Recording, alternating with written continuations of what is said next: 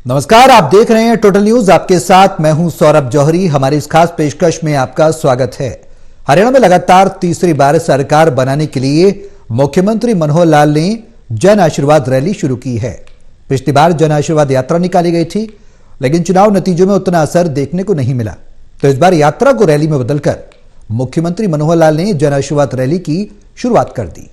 Rally से सीधी सीधी जनता से जुड़ाव रखना बेहद जरूरी है। जन आशीर्वाद रैली की शुरुआत समालखा से भी की गई है, और क्यों की गई है, इसके पीछे क्या रणनीति है, ये तमाम ऐसे सवाल हैं जो गर्भ में अभी भी हैं और इनका जवाब तलाशना बाकी है।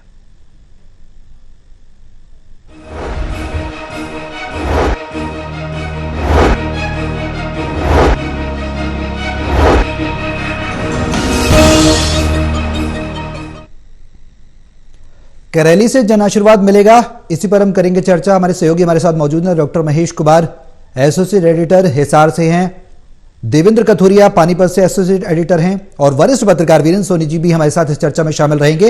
इस चर्चा को आगे बढ़ाएंगे, लेकिन उससे पहले एक रिपोर्ट आपको दिखाते हैं, फिर करेंगे चर्चा की शुरुआत।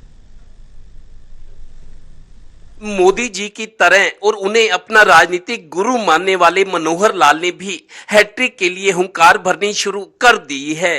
सीएम वो सभी उपाय, कदम और रणनीति बनाकर उस पर तेजी से अमल कर रहे हैं, जिससे प्रदेश में तीसरी बार भी बीजेपी सरकार बना सके।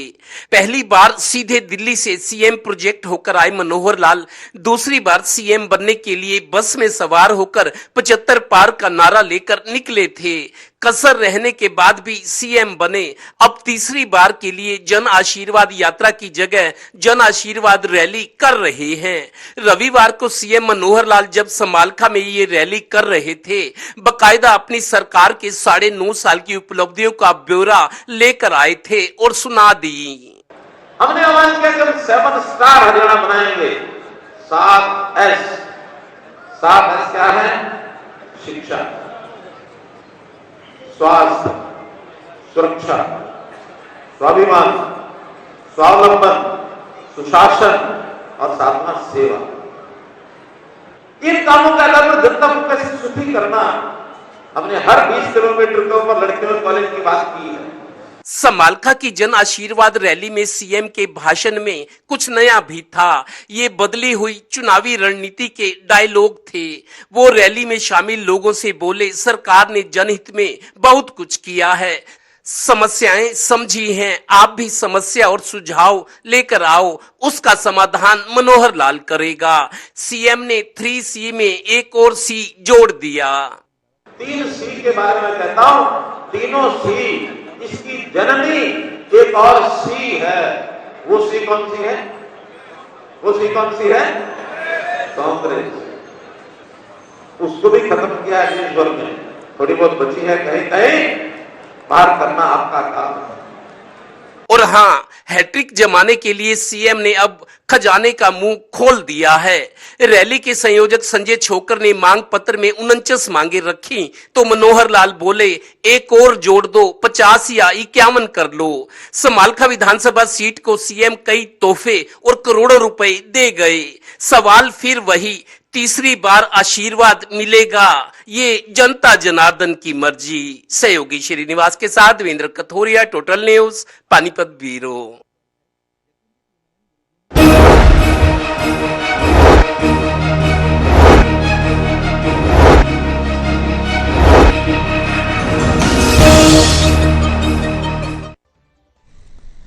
बिल्कुल, तो हरियाणा के मुख्यमंत्री मनोहर लाल पूरी तरह से राजनीतिक मोड में नजर आ रहे हैं, चुनावी रणनीतिक मोड में नजर आ रहे हैं, और समालखा से इसकी शुरुआत उन्होंने कर दी है। अब जन आशीर्वाद रैली का कितना फायदा मिलेगा, ये सवाल बना हुआ है। देवेंद्र, जन आशीर्वाद यात्रा के बाद जन आशीर्वाद रैली नाम बदल दिया गया है, क्या उतना फायदा भी आने वाले समय में देखने को मिलेगा? रणनीति सरकार की क्या है?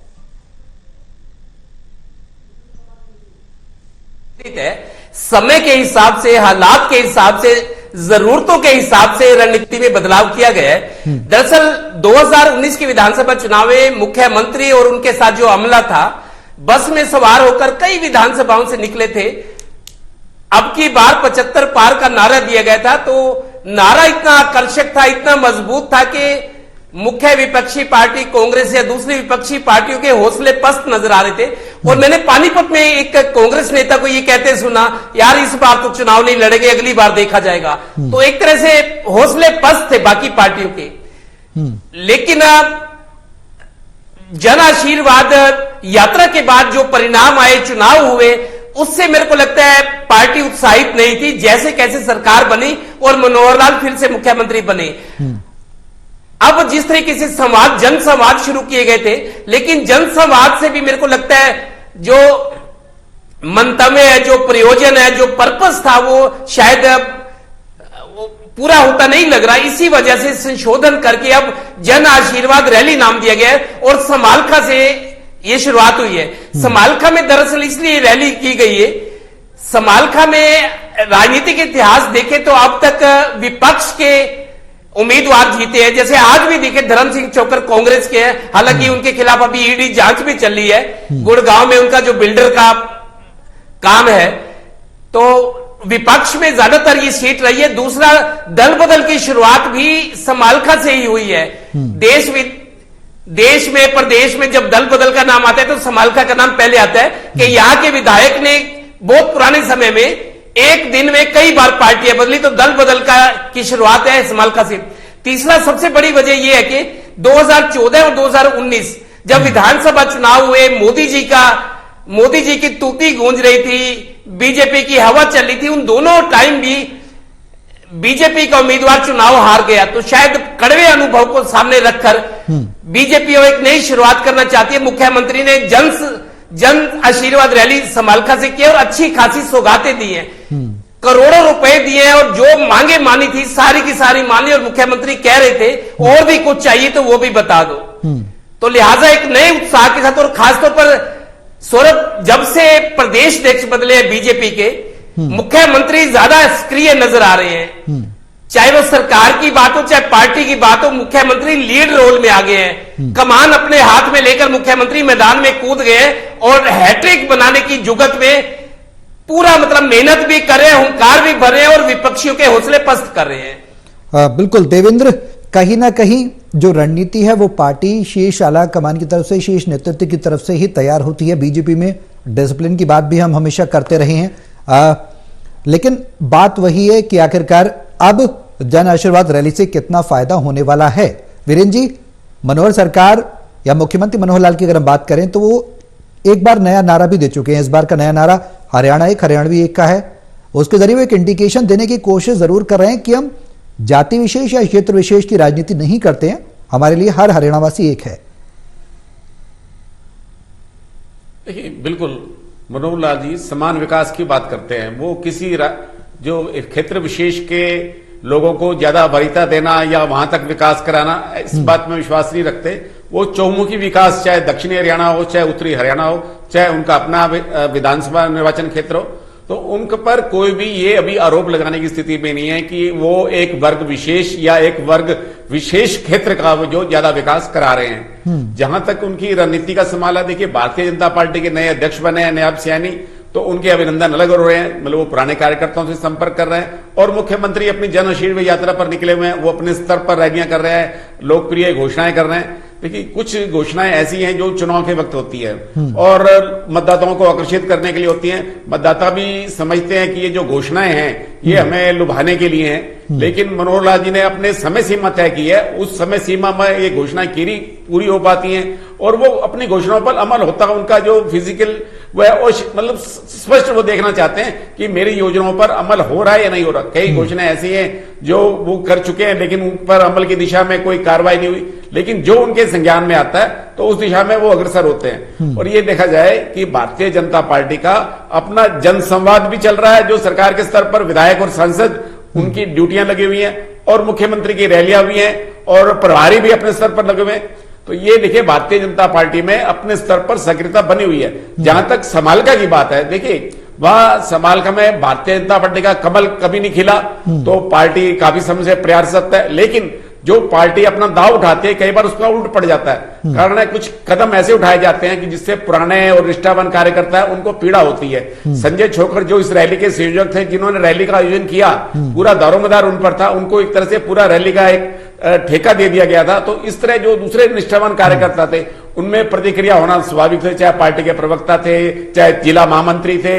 तो मतलब उनकी पीड़ा अपनी जगह स्वाभाविक है। अगर सबको साथ लेकर चला जाता, प्रयास भी किया होगा, लेकिन उनमें सहमति नहीं बन पाई। क्या कमी रही, क्या समन्वय का अभाव रहा, ये तो वहां के नेता ही अधिक जानते हैं। लेकिन उससे अगर जनता में मुख्यमंत्री घोषणाओं का स्वागत हुआ है तो पार्टी संगठन पर ये जो बिखराव की स्थिति बनी है, जो मतभेद उभर कर सामने है, वो कांग्रेस से कम नहीं है। मतलब भारतीय जनता पार्टी में भी कांग्रेस का कल्चर आता जा रहा है। क्योंकि देखिए, भारतीय जनता पार्टी से लोगों को ऐसी अपेक्षा नहीं थी, लेकिन इसका सार्वजनिक प्रदर्शन हुआ है कि वहां नेताओं में जो आपसी फूट थी। तो ये सभी राजनीतिक दलों में वैसे तो होता है, ये इसका मंच पर दिखाई देना, नेताओं का मुख्यमंत्री की रैली का बायकॉट करना, ये जो गंभीर विषय है, ये संगठन के लोग अपने स्तर पर लेंगे। मुख्यमंत्री मनोहर लाल जो है इस समय पार्टी अध्यक्ष की भूमिका में भी है और पार्टी संगठन मंत्री की भूमिका में भी है। कारण है जो पार्टी अध्यक्ष नायब सैनी, उनको डम्मी माना जाता है। संगठन मंत्री फणींद्र नाथ शर्मा अभी नए आए हैं, अभी कार्यकर्ताओं की नमज टटोलने में उनको समय लग रहा है। तो इस तरह मुख्यमंत्री की 3 तरह की भूमिका है, तो सारा दारोमदार उन पर भूमिका है। और अगर हम देखा जाए तो भारतीय जनता पार्टी जी है 50 सीटों पर पिछड़ गई थी, 40 पर विजय हुई थी। और भारतीय जनता का पार्टी का विजय रथ जो है 2014 में कालका से चलकर समालखा से पहले आके रुक गया था, यानी कि समालखा में निर्दलीय विधायक जीत गया था। तो भारतीय जनता पार्टी का वहां कमल नहीं खिल पाया था। लेकिन जो 50 विधानसभा क्षेत्र थे जहां भारतीय जनता पार्टी 2019 में हारी, और वहां की चुनाव की जीत बनाने के लिए घोषणाएं तो बहुत होती है कि हम वहां अपना एक अलग तरह का ऐसी रचना करेंगे ताकि अगली बार इस चुनाव जीत सके, लेकिन धरातल पर कुछ नहीं किया जाता। अब चुनाव नजदीक आ गए हैं तो संगठन के स्तर पर भी, सरकार के स्तर पर भी उन निर्वाचन क्षेत्रों में अपना जनाधार बढ़ाने का प्रयास किया जा रहा है। अगर ये सब पहले किया जाता तो आज संगठन में मजबूती दिखाई जाती। तो कुल मिला के ये देखा जाए, मुख्यमंत्री का जो कार्यकर्ता संपर्क है उसमें भी बदलाव हुआ है। अभी हाल में आए तो जो भारतीय जनता पार्टी के मार्गदर्शक मंडल के सदस्य रितिसेन भाटिया जी, उनके यहां भी गए, उनसे भी मिले, तो उनको भी हास्याव्यास में कहा कि आप बड़ा जवान लग रहे हैं। तो उन्होंने भी कहा कि अगर आज हम जवान दिखाई दे रहे हैं तो ये आपके कारण है, यानी कि आप मुख्यमंत्री पद पर बने हुए हैं और कार्यकर्ताओं की पीड़ा को समझ रहे हैं, जनता की नब्ज टटोल रहे हैं, जनता के बीच जा रहे हैं। इस कारण जो है हम भी जवान लग रहे हैं। तो मतलब मुख्यमंत्री जी की जो अपेक्षाएं हैं और कार्यकर्ताओं की अपेक्षाएं हैं, दोनों उस पर खरा उतरने का प्रयास कर रहे हैं। बिल्कुल, प्रयास लगातार जारी है। प्रयास कब तक सिरे चढ़ेगा इस सवाल है। महेश, रणनीति बनाई जा रही है मुख्यमंत्री की तरफ से, जिस तरीके से वीरेंद्र जी ने बताया कि आपसे अंतर्कलह भी देखने को मिल रही है। अलग अलग मंचों पर पार्टी के कुछ नेता हैं जो मुख्यमंत्री का विरोध करते नजर आते हैं, उनकी नीतियों की आलोचना करते नजर आते हैं और कहीं ना कहीं कई सवाल खड़े करते हैं प्रशासन को लेकर। क्या अंदर खाने की चुनौती बीजेपी को भारी पड़ेगी? ये जुड़ाव की जो नूरा कुश्ती चल रही है, ये फायदा पहुंचाएगी पार्टी को, या अंदर खाने जो सुगबुगाहट चल रही है, विरोध की स्थिति बनी हुई है, वो कहीं भारी पड़ती हुई नजर आएगी आने वाले समय में?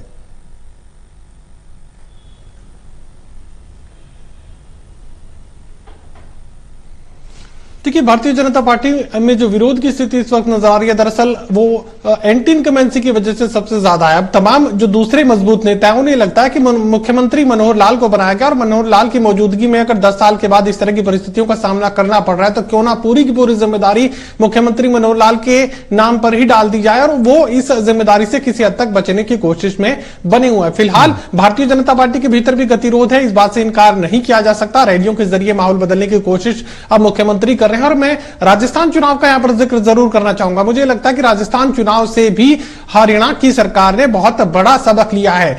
सबक क्या था? सबक यह है कि राजस्थान की गहलोत सरकार की तरफ से जो जन कल्याणकारी नीतियां लागू की गई थी, आखिरी वक्त तक, आखिरी मिनट तक भारतीय जनता पार्टी के लिए वही नीतियां थी जो इलेक्शन कैंपेन के दौरान चुनावी मौसम में सामने खड़ी थी। और आखिरी मिनट तक, जब तक राजस्थान में मतदान चलता रहा, गहलोत सरकार की नीतियों का जिक्र वोटर्स के बीच चलता रहा। अब यही वजह कि हरियाणा के मुख्यमंत्री की तरफ से भी अब मुफ्त योजनाएं लागू करने की जो बात है तेजी से आगे बढ़ती हुई नजर आ रही है। और बिना समय गवाए मुख्यमंत्री ने यहां पर लड़कियों के लिए मुफ्त शिक्षा योजना की शुरुआत कर दी है। न सिर्फ सरकारी स्कूलों में, कॉलेजों में, बल्कि प्राइवेट शिक्षा संस्थानों में भी 1,80,000 तक की आय वर्ग की जो बेटियां हैं उनकी प्राइवेट स्कूल की फीस भी हरियाणा की सरकार देगी। और 1,80,000 से 3 लाख आय वर्ग की जो बेटियां हैं, इन परिवारों बेरोजगारों की जो बेटियां हैं उनकी आधी फीस सरकार की तरफ से प्राइवेट कॉलेजों की भी, प्राइवेट शिक्षण संस्थानों की दी जाएगी। अब मुझे लगता है कि ये वही पैटर्न है जो राजस्थान की गहलोत सरकार का पैटर्न था। मुख्यमंत्री योजनाओं के जरिए ज्यादा से ज्यादा लोगों को फायदा देने की कोशिश करेंगे और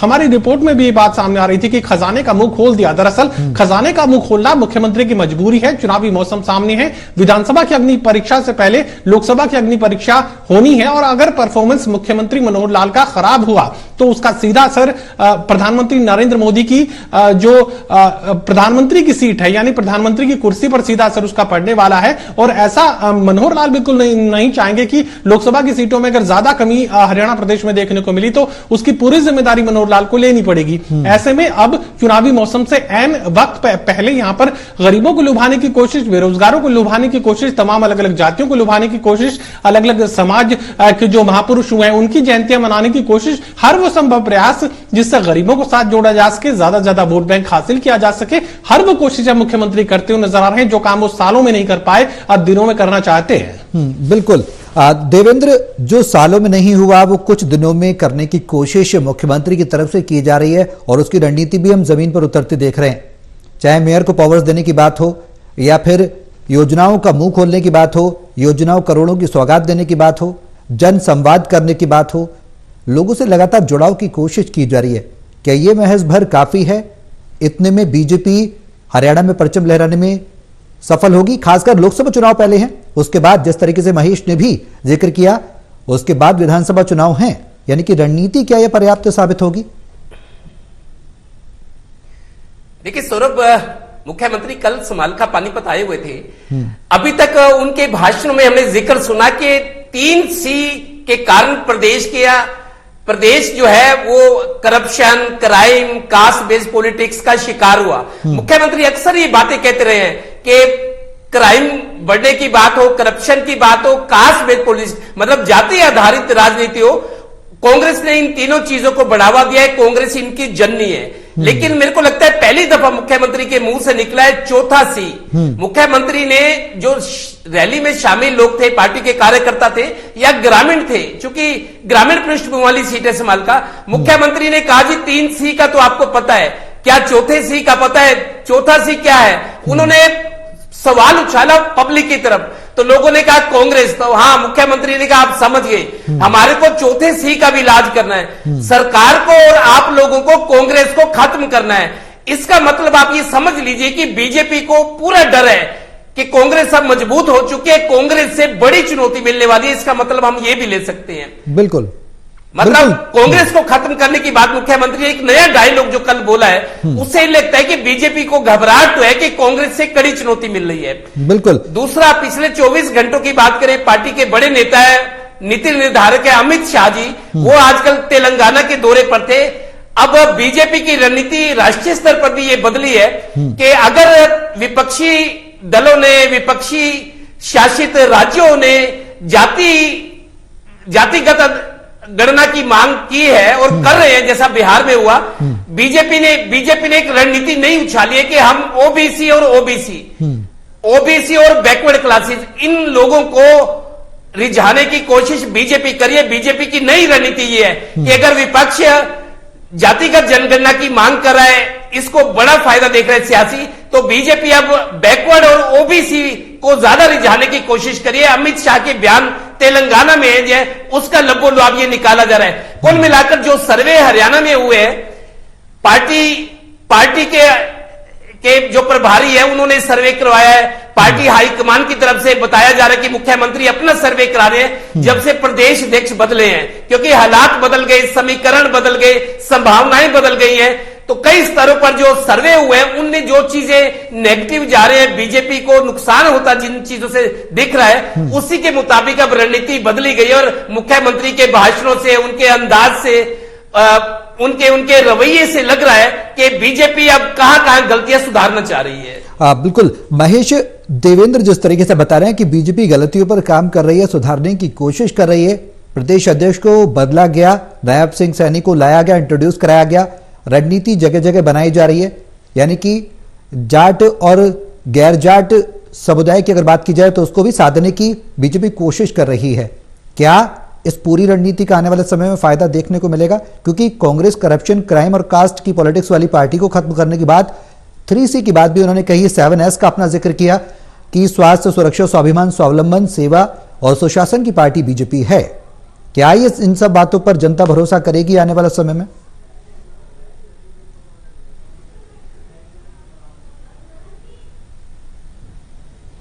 देखिए, जनता भरोसा करेगी डिलीवरी पर। 10 साल के राज में मनोहर लाल की तरफ से गरीब जनता को क्या कुछ दिया गया, बेरोजगार युवाओं को क्या मिला, युवाओं को कितनी उम्मीद मिली, और नरेंद्र मोदी से जो उम्मीदें युवाओं को लगी हुई थी, माना जा रहा है कि देश का प्रधानमंत्री नरेंद्र मोदी को उस मुकाम तक पहुंचाने के लिए युवाओं की सबसे बड़ी भागीदारी थी। लेकिन अब हरियाणा प्रदेश में युवाओं की स्थिति इस वक्त क्या बनी हुई है? हरियाणा प्रदेश का शायद ही कोई ऐसा गांव, शायद ही कोई ऐसा जिला हो जहां से विदेशों तक युवाओं के पहुंचने की कोशिश ना की जा रही हो, बल्कि सीधा जो रास्ता है, या कहें कि सीधे रास्ते से तो जितने जा रहे हैं सो जा ही रहे हैं, अवैध रास्तों से भी डोंकी बनकर जो विदेशों तक पहुंचने की कोशिश यहां पर युवाओं की तरफ से की जा रही है, जिसमें बीच रास्ते कुछ युवा अपनी जिंदगी को भी गवा बैठते हैं। इतने बदतर हालात युवाओं के लिए बने हुए हैं। हर एक गांव से, हर एक जिले से अब ये सुनने को मिल रहा है कि हरियाणा प्रदेश के युवा जो है विदेशों तक पहुंचने की कोशिश में है, वहां कोई भी रोजगार करने के लिए वो तैयार है। अब युवाओं की स्थिति हरियाणा प्रदेश में क्या है, उसका सामना यहां पर मुख्यमंत्री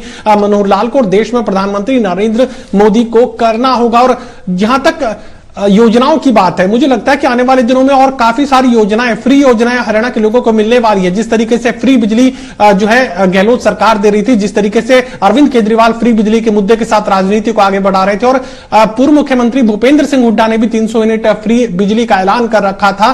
अब कोई हैरानी मुझे नहीं होगी कि मुख्यमंत्री मनोहर लाल भी आने वाले कुछ दिनों के भीतर, महीने भर के भीतर यह ऐलान कर दें कि हरियाणा में फ्री बिजली अब भारतीय जनता पार्टी भी देने जा रही है। हर वो कवायद अब मुख्यमंत्री करने के लिए तैयार हैं जिससे ज्यादा से ज्यादा वोटों का बंदोबस्त किया जा सके, ज्यादा से ज्यादा लोगों को लुभाने की कोशिश, ज्यादा से ज्यादा आर्थिक फायदा लोगों तक देने की कोशिश, तमाम अलग अलग इलाकों को विकास की रफ्तार के साथ जोड़ने की कोशिश मुख्यमंत्री की तरफ से की जाएगी। ऐसी योजनाओं का सहारा मुख्यमंत्री लेना चाहते हैं जिससे सरकार के पैसे से भारतीय जनता पार्टी के लिए वोटों का बंदोबस्त हो सके, और आगामी जो लोकसभा की अग्नि परीक्षा का सामना मनोहर लाल को बतौर मुख्यमंत्री करना है, उस अग्नि परीक्षा से मनोहर लाल निकलना चाहते हैं। और अगर लोकसभा चुनाव में किसी भी तरह की विपरीत परिस्थिति आंकड़ों के लिहाज से, सीटों के लिहाज से भारतीय जनता पार्टी के लिए कायम होती है, तो उसका सीधा असर यहां पर विधानसभा चुनाव पर पड़ेगा, और मुख्यमंत्री इस बात को बखूबी समझ भी रहे हैं। बिल्कुल, जिस तरीके से रणनीति के तहत बीजेपी काम कर रही है और हरियाणा सरकार पूरी तरह से उसी रणनीति पर, शीर्ष नेतृत्व की रणनीति पर आगे बढ़ती जा रही है, कदम ताल करती नजर आ रही है। वीरेन जी, त्रिकोणीय मुकाबला क्या इस बार प्रदेश में देखने को मिलेगा? क्योंकि कांग्रेस और बीजेपी के बीच में तो टक्कर है, आम आदमी पार्टी भी कहीं ना कहीं थोड़ी बहुत जमीन तलाशने की कोशिश कर रही है, क्योंकि पंजाब में फतेह के बाद हरियाणा पर पूरी तरह से फोकस है आम आदमी पार्टी और धीरे धीरे आगे बढ़ रही है। क्या यह मुकाबला त्रिकोणीय होगा आने वाले समय में, या फिर टक्कर कांग्रेस और बनाम बीजेपी रह जाएगी?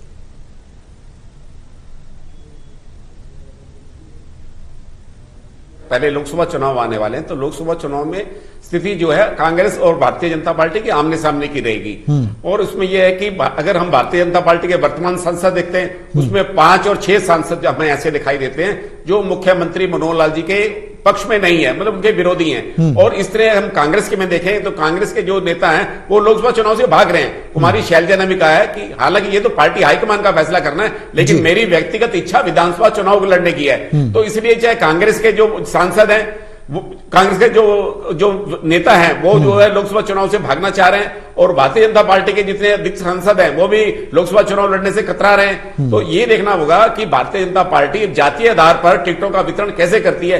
पहले एक पंजाबी को टिकट दिए जा रही थी, अब 2 पंजाबी को टिकट देने की मांग की जा रही है। अग्रवाल समुदाय से कोई किसी को सांसद नहीं बनाएगा और टिकट नहीं देगी पार्टी की तरफ से। अब यह मांग की जा रही है कि अग्रवाल समुदाय से भी एक टिकट मिलनी चाहिए। इस तरह सभी जातिगत समीकरण के आधार पर जो संगठन है वो अपने अपनी टिकटों की मांग करेंगे। तो भारतीय जनता पार्टी के लिए ये चुनौती भी रहेगी, और सबसे पहली चुनौती तो लोकसभा चुनाव के अंदर ही है। तो उसके अंदर कौन से नए कार्यकर्ताओं को चुनाव लड़ाया जाएगा, किनको जो वर्तमान सांसद हैं चुनाव से भागना चाहते हैं, क्या उनकी सुनी जाएगी, क्या किसी का निर्वाचन क्षेत्र बदला जाएगा? इस तरह कई प्रश्न हैं जो भारतीय जनता पार्टी के लिए भी चुनौती है, और कांग्रेस के लिए भी, तो जो कांग्रेस के नेता मैदान छोड़कर भाग रहे हैं। बिल्कुल चुनौती है कांग्रेस के लिए, बीजेपी के लिए, और जनता किस पर भरोसा करेगी? क्योंकि जनता हमेशा एक बेहतर विकल्प को देखती है। जो विकल्प जनता का फायदा करेगा, जनता वोट उसी को देगी। सरकारें आती हैं, दावे तमाम किए जाते हैं। देवेंद्र, चुनौतियां अपरंपार हैं, भरमार है, लेकिन बीजेपी कोई कोर कसर नहीं छोड़ रही है। उधर कांग्रेस भी पूरी तरह से तैयार है। कांग्रेस ने कहा है कि इस बार बीजेपी नहीं आनी है। देखिए सौरभ, चूंकि बीजेपी की सरकार है, मैं हरियाणा की बात कर रहा हूं, चूंकि इस सरकार के खिलाफ नाराजगी है। आज की मैं आपको बात बताता हूं, किसान जो है पंचकुला में उन्होंने धरना दे दिया है। किसानों ने परमिशन मांगी थी 3 दिन तक हम अपनी मांगों के समर्थन में धरना देंगे पंचकुला में, लेकिन उधर पंजाब वाले किसान मोहाली में आ गए। बीच में चंडीगढ़ है, एक तरफ पंचकुला एक तरफ मोहाली, लगता है सारा प्री प्लानिंग से हो रहा है। और अब ताजा खबर यह है कि किसान बड़ी संख्या में पंचकुला में चंडीगढ़ के मुहाने पर जहां सरकार है, पूरी मिनिस्ट्री बैठी है, किसान जाकर वहां जम गए और कर्मचारी संगठन भी उनका साथ दे रहे हैं, समर्थन कर रहे हैं। सरकार के लिए एक नई मुसीबत मेरे को लगता है चुनाव से पहले खड़ी हो रही है। हम व्यापारियों की बात करें, पानीपत के इंडस्ट्री से जुड़े लोग हैं, उनका भी कहना है कि इस सरकार की नीतियों से इंडस्ट्री जो है हिली हुई है। इंडस्ट्री उस सुखद स्थिति में नहीं है जो पहले कुछ साल पहले थी। उसके अलावा कर्मचारी वर्ग में भी असंतोष है। जो व्यापारी थे जिन्होंने 2014-2019 में बीजेपी का साथ दिया, मोदी जी का साथ दिया, व्यापारियों में भी कुछ मेरे को लगता है खिन्नता है। जिन व्यापारियों ने बीजेपी को 2014-19 में समर्थन दिया, वोट दिया, आर्थिक सहायता दी, मेरे ख्याल उनमें शायद 50% अभी मेरे को लगता है शायद पीछे कदम ना खींच रहे। जो संकेत मेरे को मिल रहे हैं, व्यापारी हो, किसान हो, कर्मचारी हो, सरकार को कई स्तरों पर विरोध का सामना करना पड़ा। यही वजह है कि बीजेपी नेताओं में, सरकार में अंदरूनी घबराहट है। इसी वजह से मेरे को लगता है तैयारियों में तो बीजेपी आगे, लेकिन अंदरूनी घबराहट में भी बीजेपी सबसे अभी आगे चली है। ये हालात इस तरह के बने हुए हैं। बिल्कुल देवेंद्र, हालात बने हुए हैं और ऐसे में किस तरह की रणनीति पार्टी बनाएगी, क्योंकि रैली लगातार कर रही है, जनता से संवाद और जुड़ने की कोशिश पार्टी की तरफ से की जा रही है। हर चुनौती का सामना पार्टी कर रही है। आने वाले समय में जनता किस तरीके से भरोसा जताएगी, चुनौतियां कई है, कई पहलू पर एक्सरसाइज करने की पार्टी को जरूरत है। बहुत शुक्रिया आप सभी का हमारे साथ इस चर्चा में शामिल होने के लिए। और आखिरकार क्या रैली से जन आशीर्वाद मिलेगा, ये एक बड़ा सवाल है। जनता के बीच में पैठ बनाने की कोशिश चुनाव से पहले हर राजनीतिक दल करता है। क्या जनता राजनीतिक दलों में भरोसा जताती है, क्योंकि विकल्प, जनता हमेशा बेहतर की विकल्प की तलाश में रहती है। और बीजेपी को इस बार जनसंवाद, जन रैली का कितना फायदा मिलेगा, ये तो आने वाला वक्त बताएगा। लेकिन कहीं ना कहीं कांग्रेस भी प्रदेश में अपना मोर्चा खोले हुए, उधर आम आदमी पार्टी ज्यादा न सही थोड़ी बहुत तो कहीं ना कहीं रेस में नजर आ रही है। ऐसे में अगला कदम जनता का क्या होगा, यह देखना होगा। यह बेहद अहम होगा, क्योंकि हरियाणा सरकार लगातार जनसंवाद के जरिए जनता से जुड़ने की कोशिश कर रही है।